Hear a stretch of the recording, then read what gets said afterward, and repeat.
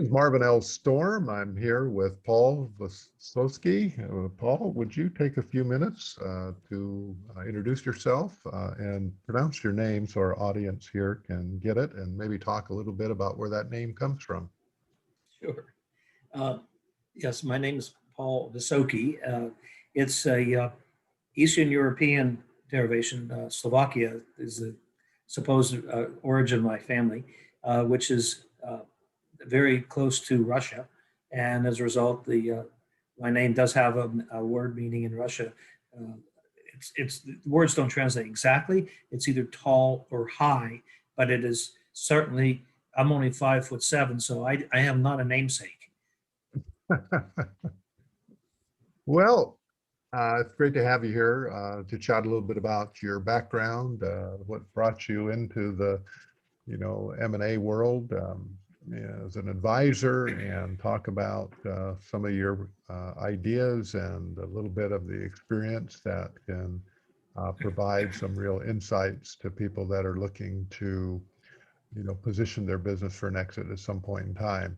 But why don't you just take a few minutes here, Paul, and talk a little bit about what you did, from the time you got started as a young professional and whatever careers you were, and talk about that career path that led you to getting into the advisory business here, and what that looked like. Interesting. That question allows me to talk a lot because been around a while and I've done a bunch of things. I'm a trained electrical engineer, master's in computer science, and spent 25 years in telecom industry, startup companies that would sell technologies into primarily enterprise businesses. And we also sold into the telecom suppliers as well. And I worked with 6 different startups, 3 that went public over their term, 3 that didn't, 2 that failed quickly. So I've gone through the process of knowing how to. Well, you always learn a lot from those failures, don't you? You do, and part of it's the financing side, and part of it's the technology side. But so you learn how to grow a business. You learn how to be nimble, and you get a breadth. You don't have a single discipline. I also have an MBA, so I have the financial and marketing and business knowledge to back that up. I left the technology world in 2002 after the internet bubble burst. I went into the mortgage industry, worked in a private mortgage company. Well, that was a shift of gears, wasn't it? Definitely, but it was a similar scenario where a friend of mine from college was starting a privately held commercial mortgage company for small commercial properties, and I had left the telecom world and was looking for something to do. He asked me to join him. I said, I know nothing about mortgages. He said, but you've been with 6 different startups and I'm in a startup mode. You can help me. And so we got involved. We grew that business to 750 people, 5 US offices, 1 in Toronto, 1 in London. And in 2008, we went out of business. So then I decided. Well, it was a wild ride, I guess. Yeah. Up the roller coaster and down the other side. We were in a rocket ship, and then it collapsed. So we laid off all 750 people over the course of 2009. We tried to keep it going. We tried different ways to generate business, but it was just there was no ending to that financial crisis, and we're in the hotbed of where the problem was. So I decided I'm going to start my own company. And my goal at that time, literally, was after looking at the demographics, I can help baby boomer business owners. Can I say that correctly? Baby boomer business owners who own private businesses. The numbers were astounding, and you look at the history of the economy back from the 70s to the early 80s, up until the real Reagan era. There was enough recessions every couple of years, and big business had struggled through a number of those recessions. So people were graduating college or coming out of the service, out of Vietnam, and starting their own companies. And they're now 60 plus, and they're owning very successful businesses. And there's many, many thousands. The estimates are 5,000 to 6,000 businesses in this country owned by baby boomers. And either they sell or they retire to death. I sometimes say, you're going to leave your business either vertically or horizontally. wouldn't you prefer to be vertical? And I hadn't heard that one before, Paul. But it's and that's true. it's a fact. And then I try to help them get ready for that event, leave the business when you want to, and then lead them through the transaction process. So with that in mind, majority of our clients are sell side, and many of them are in the baby boomer generation. We don't exclude other opportunities because we're a pretty well-rounded M&A advisory firm, but that's primarily where our market is, and that's what we do. Well, that's an interesting career path from engineer to M&A advisor, with a few detours in between, huh? Yeah, yeah, and all of So, those are preparatory. yeah, so when you look at your role as an advisor, what would you say are some of the personal characteristics and individual strengths that have contributed to your success as an advisor? Um, that's also a very good question, because I sometimes think about it, and part of it is what I know, but more it's about selling. In my career, I didn't say this exactly. My career in technology was on the sales side. So I was initially an engineer, and then I went into selling, into the sales side of the business, and I spent 25 years selling. So what I learned to do over that time is to understand the buyer. We were selling high expensive technologies, very technical. So it wasn't a quick sale, and so you had to develop relationships, and you had to understand the buyer need, because you had to solve a problem. We were providing a solution to something that they had a need for, and learning how to do that gives me the ability to understand the needs of my clients. Every business we work with is different. We don't have a single industry we work in. So the businesses, there is a revenue, and there's a cost, and there's a bottom line in every business, but they all operate a little differently, and they achieve the results differently. And so we have to understand that. But in the end, what we do is we have to engage a client by selling them on why we are the best advisory firm for their need. We have to sell a buyer on why our client has the best business. And then very often we have to sell our client on why they should accept the offer. It is not unusual for a seller to think he can get a better offer if he waits. And we have to understand that we already know the market. We've done the work. This is your best offer. We recommend you take it. And that's how we get the deals done. So we're very much about making sure we end up with a result that is satisfactory to everybody, both the seller and the buyer, in fact. And we have a high close rate for that reason. And we don't take on deals we can't close. It's just we know better than that. So, but that comes from experience too. Okay, you mentioned here that you deal in quite a broad range of different types and sizes of business. Kind of what's your sweet spot? Where do you offer the most value? Well, our primary market on a financial measurement is businesses between 5 million and 50 million in revenue. They have some characteristics that are perfect for what we do. First of all, they're not Main Street business broker, sell a job. A pizza maker, you have to go find somebody who knows how to make pizzas and throw the pizzas out. That's not what we do. We also don't sell $150 million multi plant, multi-discipline businesses that have a complexity and international scale that really the big investment bankers have to work on, because the transaction is highly complex.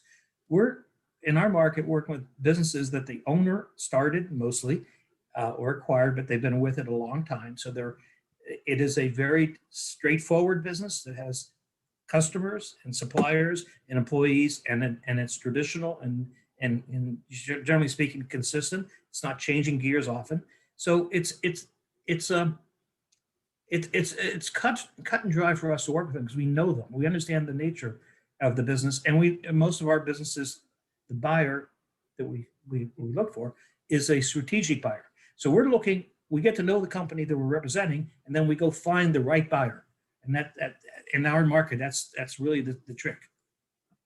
So, applying those skills and your experience and background, what have been some of your, more notable accomplishments, either from a personal level, dealing with clients or purely transactional? What would you say is your kind of highlight reel if you had to put together a couple of highlights, and, what would that be? Um, well, Like first of all, where were you offered the most value? uh, when Type I of skill. started in 2010, this was a very difficult business to get started in. The economy was still very weak, especially in the lower middle market that we work in. There was some recovery on the bigger companies, but not in our market. And the banking industry was still on its knees. So it was really difficult to make a living. And I was, at a stage that I wasn't going to go back to corporate America. So I just decided to persevere and do what I could. We did actually sell some the lower end market at that time because we were taking what we could get. Um, we graduated from that. We shifted our strategy into exit planning and helping business owners prepare the business and themselves. That's a key part of what we coach. So it's a holistic design business. It's not just transactions. It's everything about the company that we can help grow, get ready, because that's where our sell side comes to. We do sell side work. We're doing it on behalf of a buyer who is working to eventually sell. We're growing the business for that ultimate end. So we're always looking for how do we help our client get better. To our successes, we've I guess one is we don't have a large failure rate. The industry is known for closing less than 50% of the transactions or the engagements they have. We close much more than that. Uh, and then I've added people now in multiple states. I started in Philadelphia and now expanded into Western Pennsylvania, Ohio, upstate New York, Connecticut, and all of New Jersey has been in our prime market. So we're growing geographically, and this is good. This year looks like a very successful year. Okay, so when you look at all the, transactions and how you're positioning your business, now you're multi-state, multi-office, do you offer other fee-based services like valuations or Yes. consulting, or is that just a part of the package that you offer? We do offer valuations, and it's either a standalone valuation. In some cases, it's Or do literally you where a have business people owner. on staff or yourself that are credentialed in that area? Well, we've been trained in it. We don't do certified valuation work because in reality, that's only necessary where it's going to court or you have a disputed scenario, partner breakup or a divorce process where you have to defend it, and again, in court. Or another one is going for an employee stock option plan where there's a government oversight and a trustee. A business sells for what the buyer will pay. So a business valuation is never an exact price. And so what we do is we provide the market valuation. And the best analogy is if you're going to sell your house, you can approach a real estate uh, broker, and they'll tell you what houses in your market are selling for currently, and they use the measurements of the square footage, the township you're in or location, and all the parameters that go into the market. When you're going to get the loan, the bank will go do an appraiser who will go in and do much the same thing, but they quote are certified to do that work. So it's the same kind of scenario. The market valuation is going to give you what you need to know to take your business to the market because you're going to be in a range.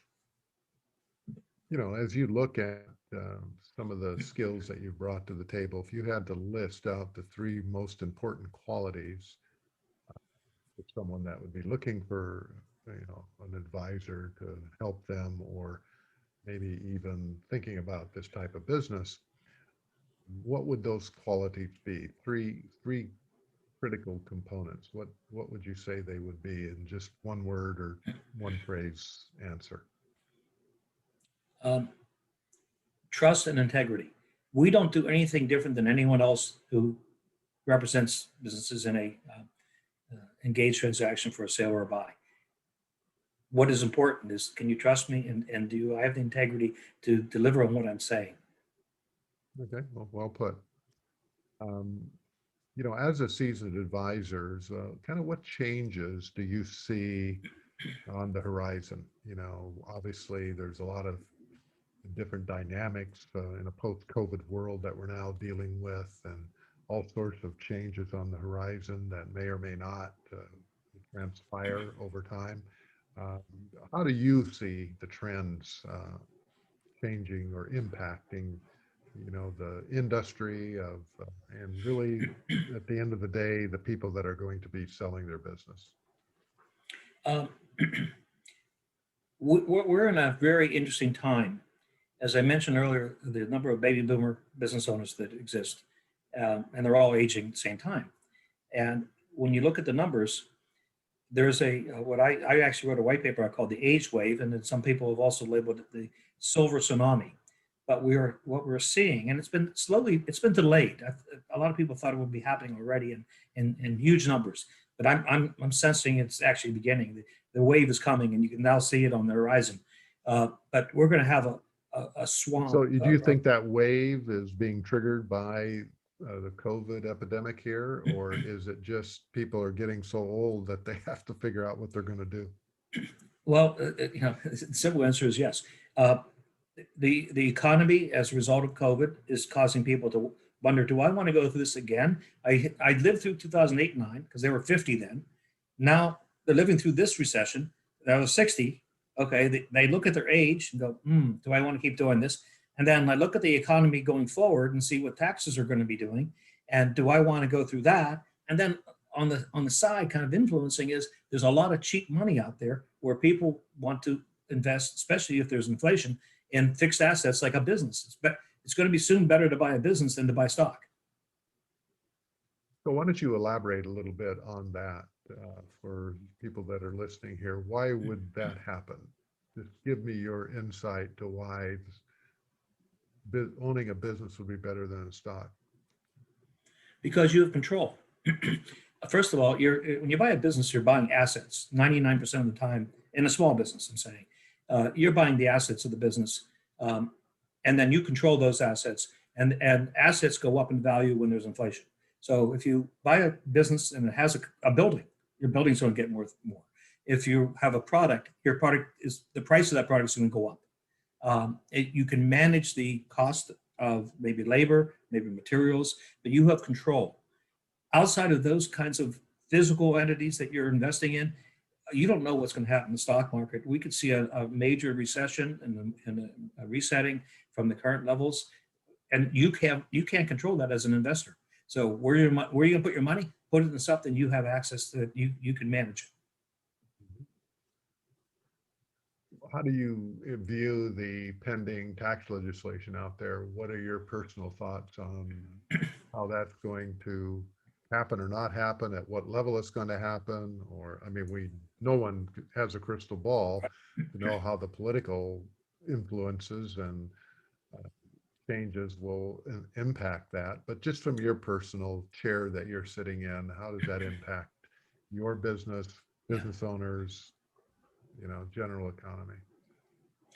I try to follow it very closely because it's so impactful to what we do. And what I think is going to happen, this is just my opinion, but I think we're going to see a capital gains tax increase. It's not going to be a doubling to 40%, but it will be at least to the 28% mark, where they're going to raise the tax on profits. So they're going to try to make them the same, raise our net income tax from 21 to 28, and change the capital gains tax from 20 to 28. And I think that's going to happen, but that's still eight percentage points off the value of your company that you just sold. And very few businesses sell for less than $1 million. I mean, there are little Main Street businesses, but $1 million is not a big business. So when you look at your career now and the experience and the gray hair that you've earned over the period of time that you've been in different types of businesses, if you had to go back and give some advice to your 30-year-old self, what would that advice be today?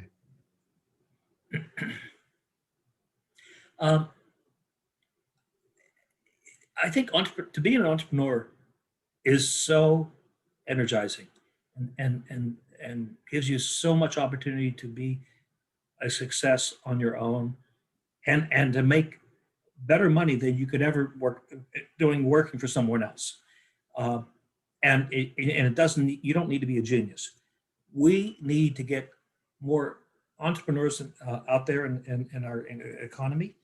Um, I'd like to see some of the bigger companies broken up a little bit. And, I'm getting real political for a moment, but the big techs, I hope will get broken up soon, because the big businesses have too much power in the market itself, and we need a free economy where people can do what they think is necessary, all the way down to the gig economy of being an Uber driver. I think it's a valid lifestyle if that's what you want. You can make as much money as you want to by how much effort you want to put in.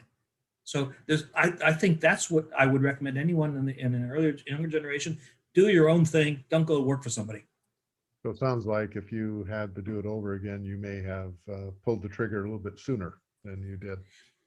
Well, here's the thing. The way I look back is I worked for startups, so I kind of did that. I worked for You companies, kind so of I did was it. Yeah, when I you're was the working only for a employee. startup, regardless of where you're at in the pecking order, you are an entrepreneur.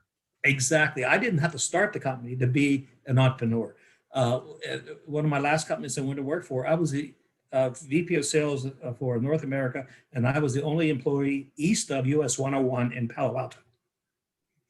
And I ran the country Well, for those from of you there. that don't know the geography of California, 101 is the coastal highway going from top to bottom. And so when you're Exactly. east of 101, you got, that is about as far west as you can get before you drop off into the ocean. Yep. So So that's, I was an entrepreneur, and then yeah. we grew that company and we went public. So that's where you don't have to be the only employee. You don't have to be the first employee.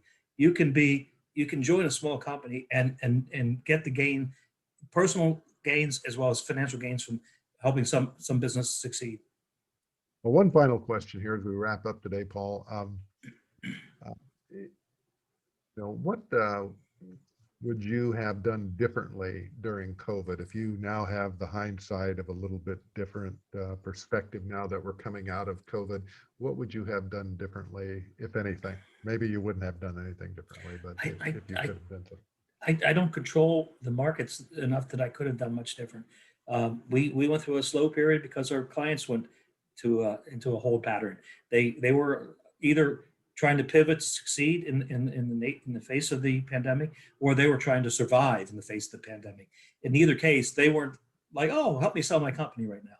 So it was, and when I talk to people in the industry, most of them that had a good 2020 was because they were almost the sale was almost ready to happen by April of last year. Uh, they weren't starting new stuff. All right. Well, that's good insights, Paul. Well, if someone wanted to get a hold of you and chat a little bit more about what you do and get some of your insight based on your experience, how would they reach out and get a hold of you? My phone number is 267-535-2551. And my email address is paul@Stony Hill Advisors. Stony is Stony. All right. Well, thank you very much, Paul, for the time and for your insights. Appreciate it. And this is Marvin L. Storm, and we'll see you on our next episode. Great. Thank you again.